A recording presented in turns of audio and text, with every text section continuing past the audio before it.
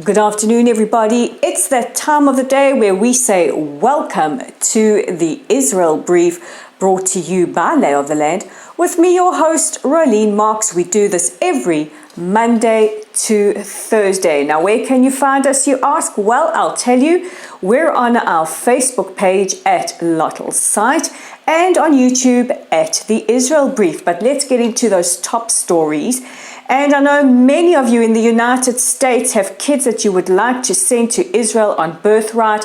Well, rest assured, you can do that from next month. Yes, groups of birthright tourists who have been vaccinated or who have recovered from the coronavirus will now be allowed to enter Israel. This is going to go a great way to helping to revive our travel and tourism industry.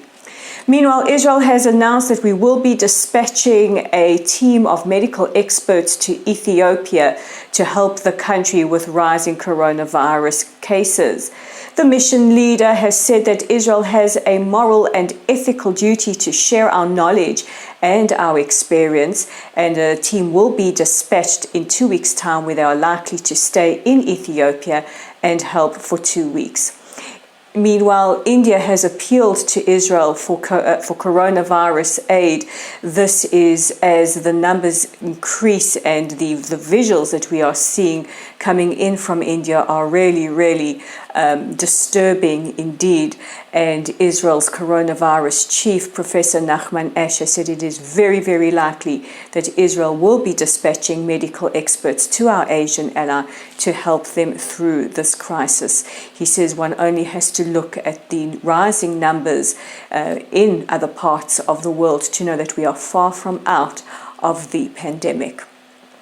In other news, an anonymous Egyptian official has said that it is quite likely that the Palestinian Authority will cancel their upcoming elections.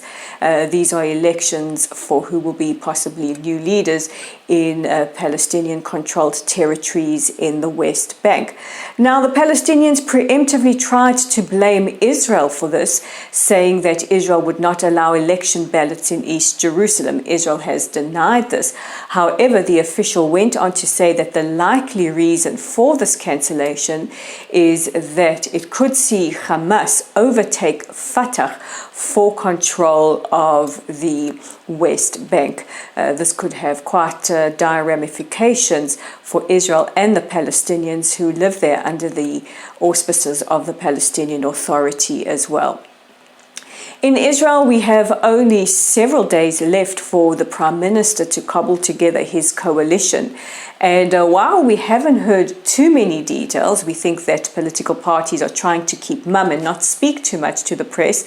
We do know that a few days ago, the Prime Minister offered Benny Gantz, the leader of the Blue and White Party, who at the moment, unless there is a coalition reached, is still due to become our Prime Minister on the 17th of November. Well, the Prime Minister offered him his chance to go first in a potential coalition. And the latest news is that he has now offered Gideon Sa'ar, the chairman of the New Hope Party, the breakaway party from his Likud party, a chance to sit first in a potential rotation deal. We also know that Yamina chairman Naftali Bennett is quite keen on taking on the role of Prime Minister. So while we don't know too many details, we can only imagine what is being said behind the scenes.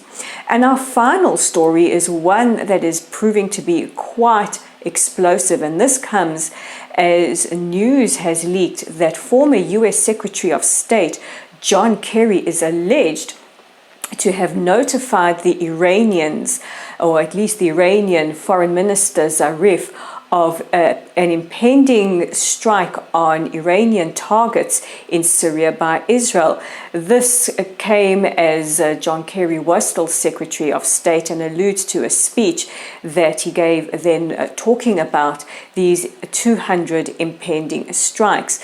Now, John Kerry has vehemently denied any reports of this. This comes as many are increasingly calling for his resignation. He is part of the Biden administration dealing with issues around climate change, and the Iranian president has called for an investigation into this alleged conversation.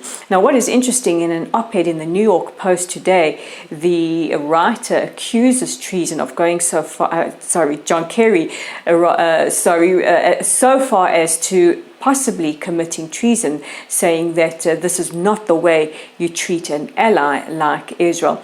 Well, we're going to follow this story quite intensely and see what comes out of an investigation and if John Kerry will face any kind of sanctions, pun intended.